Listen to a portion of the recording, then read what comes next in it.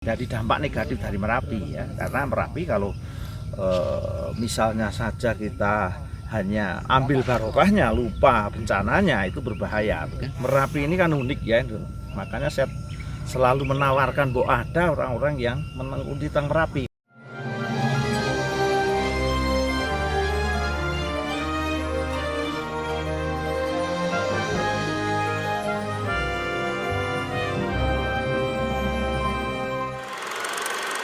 Bagian dari ciptaan Tuhan yang mengontrol kehidupan manusia supaya tidak merusak alam. Erupsi itu melepaskan energi supaya bumi ini tidak capek gitu ya, tidak meledak bahasanya gitu. Dia juga mengeluarkan abu dan sebagainya yang kalau hitung berapa kilo, berapa juta ton, 1 kilo kita hargai 5.000, berapa triliun setiap meletus itu. Belum pasirnya itu 1 kubik berapa sekarang 1 truk.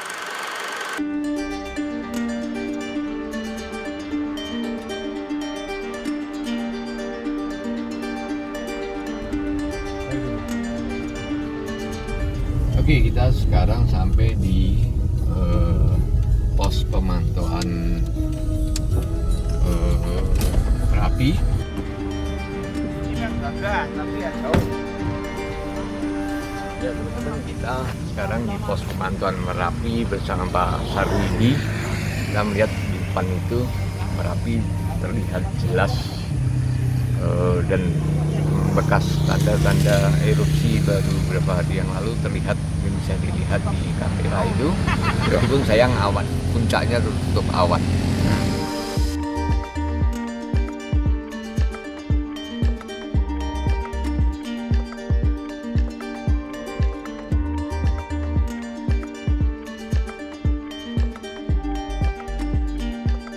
Pak Sarwidi, Assalamualaikum. Waalaikumsalam. Kita mau ngobrol-ngobrol soal kondisi Merapi ya, Bro. Ya, betul.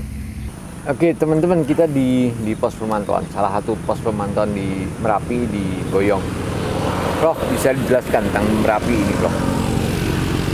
Ya, sebenarnya Merapi, saya bukan ahli Gunung Merapi, tapi karena orang penduduk saja jadi harus mengenali Merapi itu sebagai bagian dari hidup gitulah ya. Iya. Jadi ya Merapi ini secara umum adalah manfaat ya. Tuhan menciptakan Merapi gunung sebagai pasak ya, sebagai pelepas energi juga. Jadi supaya nanti dinamika tektonik, dinamika geologi dalam bumi ini jadi seimbang gitu. Jangan sampai ada over tekanan yang begitu besar yang tidak tersalurkan sehingga meledak. Nah, Tuhan sudah mengatur itu semua, jadi ada gunung-gunung api, ada gempa dan sebagainya. Jadi itu adalah cara bagaimana bumi ini bisa dihuni oleh kita. Kalau tidak, ini kan goncang terus, ini nggak ada pasak, ini goncang terus, jalan terus, kapan berhentinya gempa itu dan sebagainya, karena sebagai pasak begitu ya. Nah, sehingga itu adalah syaratnya bumi masih hidup kalau ada gunung ini ya, nampaknya begitulah. Ya. Kalau ini kondisi gunung itu dari penduduk lah ya, bukan orang geologi, melihat ini sebagai apa? Itu kan atas kelihatan awan. Jadi kalau sebagai orang geologi ya, yaitu tadi penciptaan atau pembuat gunung itu kan tercipta berjuta-juta tahun yang lalu ya. Nah, jadi di situ nanti akan ada tidak hanya pengaruh dari geologi menurut para ahli itu, tapi juga ada pengaruh-pengaruh klimatologi, iklim atau sejenisnya ya, paling enggak cuaca gitu. Kalau kita lihat dekat-dekat gunung berapi juga curah hujannya juga berbeda begitu dengan yang bukan gunung api. Berarti dia punya gunung itu juga pengaruh juga kayak gitu ya. Nah, barusan ini kan sempat erupsi ya, Merapi. Itu yang coklat-coklat itu yang bekas jalur erupsi atau gimana? Ya, jadi kita bisa kenali sebagai orang yang bermukim lama di sini sejak lahir lah ya gitu ya. Cuma kadang-kadang saya harus keluar kota, keluar Jawa, keluar negeri, jadi ya kadang saya tinggal gitu. Tapi ya intinya kalau yang coklat itu kelihatan yang baru sama yang lama ya. Oh. Kita bisa mengenali yang banyak tumbuhan yang sudah lebat seperti hutan itu tentu lama ya, mungkin tidak ribuan tapi mungkin jutaan tahun, kita tidak tahu. Terus nanti ada bagian-bagian yang banyak pasir batunya, semakin kelihatan merah, agak coklat, ada yang putih juga, itu semakin baru, jadi baru saja terjadi begitu. Jadi kita mengenalinya pakai visual begitu, pakai cara pandang, cara ini ya, cara pandang kita ya, pakai mata gitulah ya.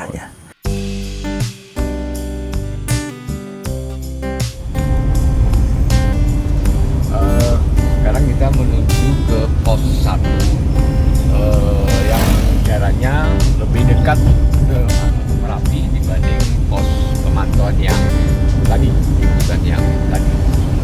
Ini kita menuju ke utara, ke atas, lebih mendekati Merapi, dan di depan bisa dilihat itu semakin jelas gunung Merapinya. Dan di situ ada bekas-bekas lihat bekas-bekas erupsi beberapa waktu yang lalu. Agak terhambat karena ada pohon yang tumbang. Oke, kita balik.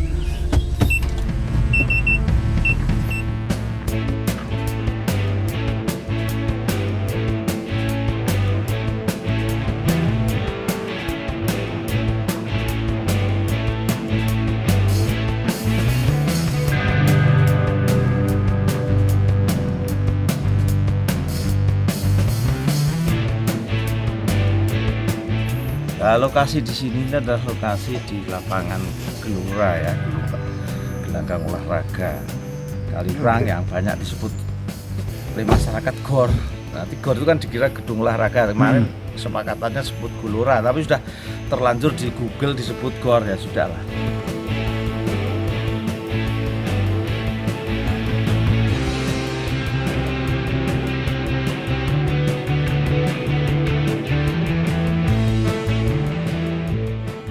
Sesuatu ancaman bisa menjadi bencana kalau kita tidak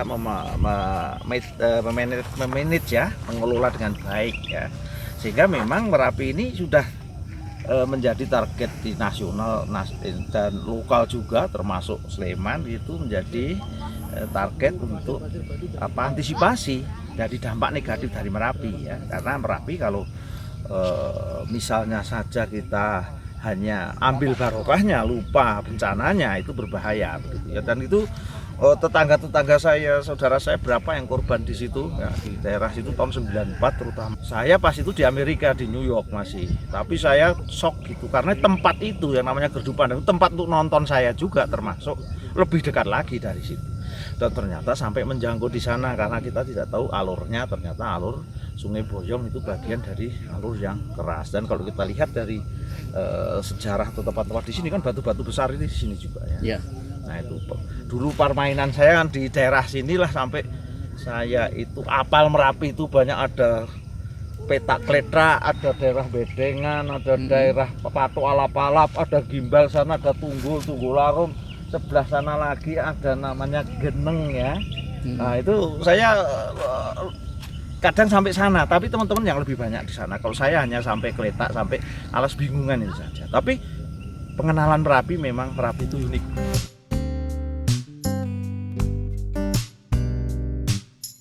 Merapi ini kan unik ya, makanya saya selalu menawarkan bahwa ada orang-orang yang menekuni tentang Merapi. Kalau saya sudah gempa, jadi lebih luas dari itu. Tapi Merapi sendiri saya menekuni hanya karena sebagai warga masyarakat yang harus mengenali Merapi itu, gitu. Harus mengenali Merapi itu, jadi bukan suatu khusus. Maka saya tawarkan kepada teman-teman ini dari Fakultas Hukum, tolong kalau ada Fakultas Hukum yang tentang undang-undang yang bagaimana menata Merapi ini dengan baik, sudah itu seluruh dunia Anda akan menjadi referensi. Kalau yang lain-lain hukum tata negara, pidana dunia sudah terlalu banyak. Pak, terkait dengan Bapak ya di BNPB ini Pak ya, terkait dengan mitigasi bencana Merapi ini Pak ya, kira-kira apa yang perlu diwaspadai Pak dari erupsi 2021 ini Pak? Jadi dalam konsep BNPB yaitu penanggulangan bencana menggunakan paradigma PRB, pengurangan risiko bencana. Apa yang harus dikurangi risiko agar risiko bencana itu menjadi kecil bahkan nol? Ada ancamannya. Ancamannya adalah gunung. Kita harus kenali dulu jenis ancaman Merapi itu, kita sosialisasikan kepada masyarakat. Pada ancaman primer, ada ancaman sekunder, ada ancaman tersier, dan seterusnya nanti dikembangkan sendiri. Setelah itu ada namanya komponen kerentanan ya. Jadi kalau kerentanannya suatu masyarakat rentan ya, mungkin bangunan-bangunannya juga rentan, arah-arahnya juga rentan, sistem evakuasi bisa rentan, nanti itu akan menimbulkan risiko yang lebih besar. Sebaliknya kalau itu kita tata, kerentanan kita turunkan, itu banyak komponen juga, subkomponen situ, maka risiko bencana itu akan menjadi semakin kecil. Nah, yang terakhir itu adalah faktor capacity, kapasitas masyarakat di sini. Ini tidak hanya harus mengenali, tapi nanti harus ada simulasi-simulasi. Itu saya sejak kecil itu sudah sering ikut simulasi dulu ya. Nanti kita di sini ada namanya, nanti ada kita pantau ya. Nanti seberapa dampaknya diperkirakan oleh para ahli dari BPPTK sebagai sumbernya ya. Nanti terus dianalisis oleh BNPB, terus kira-kira dampaknya seperti apa ya. Mana-mana yang harus diungsikan, terus mana-mana nanti misalnya pada suatu saat nanti skalanya lebih besar dari yang diperkirakan nanti, dan di Tenggarai ada wilayah-wilayah yang nanti itu adalah permanen berbahaya, maka itu harus ada relokasi. Itu ada pada bagian-bagian yang memang permanen, yang teknologi belum bisa menjangkau gitu ya. Nah itu. Okay.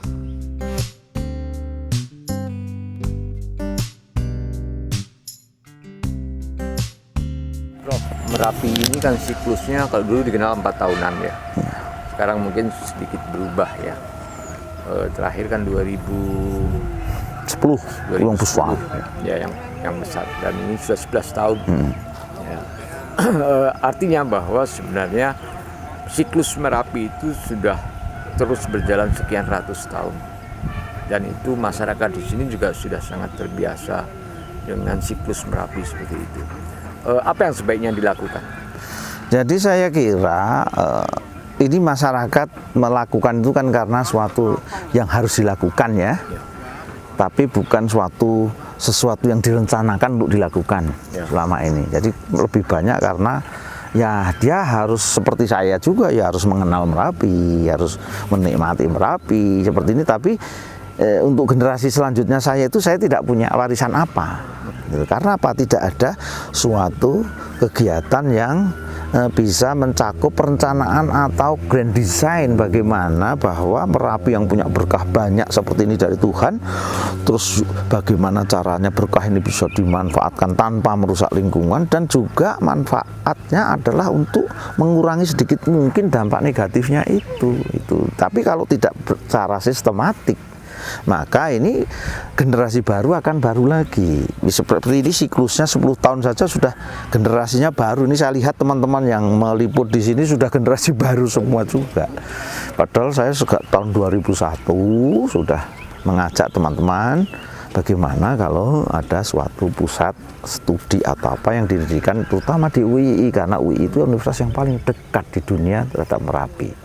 Dan setiap siklus entah itu 10 tahun, 5 tahun, 4 tahun dan seterusnya itu adalah panggung dunia untuk melihat di mana Merapi seperti apa. Orang penasaran seluruh dunia, bahkan kalau punya duit mereka akan ke sini juga. Nah itu bagaimana kita sajikan bahwa Merapi itu punya pusat studi yang bisa mempelajari secara komprehensif, yaitu tadi bisa memanfaatkan potensi sebesar-besarnya, tapi juga bisa mengurangi ancaman yang sebesar-besarnya juga, gitu Mas. Artinya kalau UII punya pusat studi, bidang apa saja yang bisa mungkin terlibat? Karena ini kan bukan hanya persoalan ke gunung apian saja, ini kan aspek yang luas tentang Merapi ini. Apa saja kira-kira yang bisa terlibat di fakultas di UII gitu?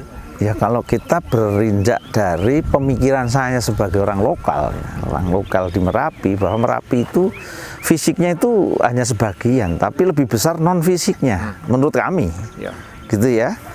Ya kalau gunung ya orang melihat semua, dipotret bisa, video bisa, di zoom bisa, itu adalah dari segi fisik geologi misalnya ya. Tapi non fisiknya seperti apa?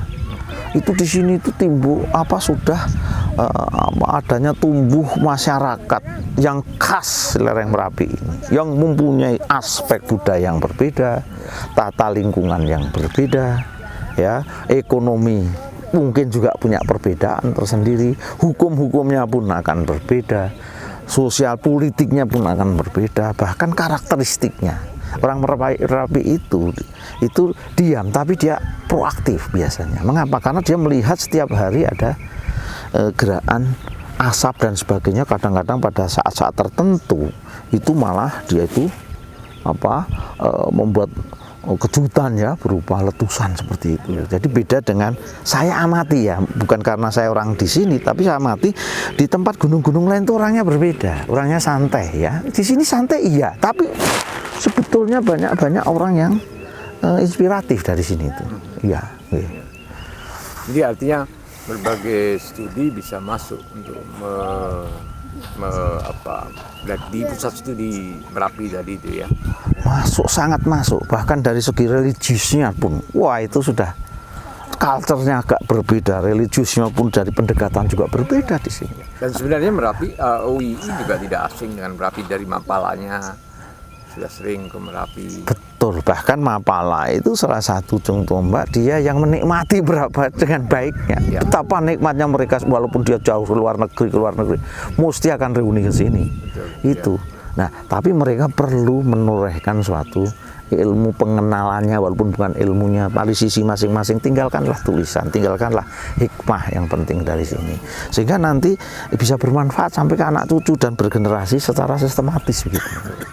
Ya, juga banyak juga pusat studi di UII yang punya binaan di Merapi kan. Iya betul, apalagi itu dari masing-masing itu mempunyai tim Merapi, tapi studi komprehensifnya kan belum. Ya. Artinya bahwa dari selama ini yang sudah ada dilakukan oleh kawan-kawan di UII itu sebetulnya bisa disatukan itu ya, kalau kita sepakat akan ada pusat studi Merapi. Iya, jadi selama ini Mas saya amati memang semuanya, termasuk saya itu sporadis, karena saya juga membuat ruang lindung darurat, walaupun belum saya patenkan. Itu ruang lindung darurat khusus untuk Merapi, namanya Rulinda Merapi, ruang lindung khusus. Konsepnya beda, apapun beda, lebih daripada bangunan tahan gempa, lebih sulit ini ya. Itu sudah saya bangun 3 di sini di Kaliurang Barat sini, terus di Tunggularum 1, di Dusun Turgo sana hanya perbaikan dari masyarakat yang sudah membuat. Dan konsep saya itu sering saya sosialisasikan dan beberapa masyarakat sudah mulai membangun juga. Gitu. Pusat studi Merapi, apa sih yang akan dilakukan di pusat studi? Jadi pusat studi Merapi itu paling gampang dilakukan adalah mendokumentasikan. Itu jelas sekarang dokumentasi elektronik ada di mana-mana. Kalau belum ada dokumen elektronik, kita menghimbau masyarakat yang mempunyai dokumen fisik untuk dielektronikan. Itu sudah satu. Yang kedua, membuat sektor masing-masing tingkat peminatan, minat hukum, minat sosial, minat lingkungan hidup, minat fisik, minat seperti tadi kayak saya minat bangunannya, ada yang minat tentang geologinya, minat terhadap sistem ekonomi, minat terhadap sosio-culture, religiusnya di sini ya monggo. Itu nanti kan masing-masing nanti ada punya, mereka juga punya perhatian masing-masing sesuai dengan minatnya. Kalau dokumentasi sebenarnya lebih mudah ya, karena UII punya museum. Ya, jadi kalau dokumentasi itu paling mudah. Dia satu dengan cara fisik, 2 buat saja website di situ sudah cukup. Ya. Jadi saya kira sudah tinggal nanti membuat suatu organisasi yang terstruktur agar maintenance-nya ada, perawatannya, pembangunan website itu selalu update begitu. Ya. Oke, teman-teman alumni, terutama teman-teman yang sejak kuliah itu hobi naik Merapi, teman-teman Mapala, ada gagasan untuk membuat pusat studi Merapi di UII. Saya pikir ini gagasan yang menarik. Semua dokumentasi yang pernah kita miliki selama kita berinteraksi dengan Merapi bisa kita masukkan di sini. UII punya semua hal untuk membentuk pusat studi ini. Tinggal kemauan dan planning kita untuk membangun pusat studi Merapi ini. Gitu ya, Prof? Betul. Jadi tinggal ini ada kemauan saja dan siap. Kalau saya pun sementara ini ditebengkan di Museum Gempa sendiri, websitenya pun tidak masalah. Nanti secara bertahap harus dimasukkan dengan UI. Yang penting jalan dulu gitu ya, karena terlalu banyak konsep, terlalu banyak masukan, tapi kalau tidak kita prioritaskan apa yang harus kita lakukan, yaitu membuat website, WA group dan sebagainya, itu maka nanti akan lepas lagi ya, bahasa Jawanya sini udar, jadi sudah kayak seperti sapu lidi yang sudah harusnya terikat begini tapi lepas satu sama lain gitu, jadi nggak jadi sapu lagi. Oke, mungkin dialog kita di Nuribah nanti kapan-kapan kita sambung lagi. Terima kasih Prof. Siap. Arwidi. Eh, Nanti kalau ada perkembangan tentang Merapi kita dikontak juga, kita bisa memantau bareng-bareng juga tentang Merapi. siap. Terima kasih. Jadi siap, sehat selalu semuanya. Amin. Amin. Terima kasih. Wassalamualaikum warahmatullahi wabarakatuh. Waalaikumsalam.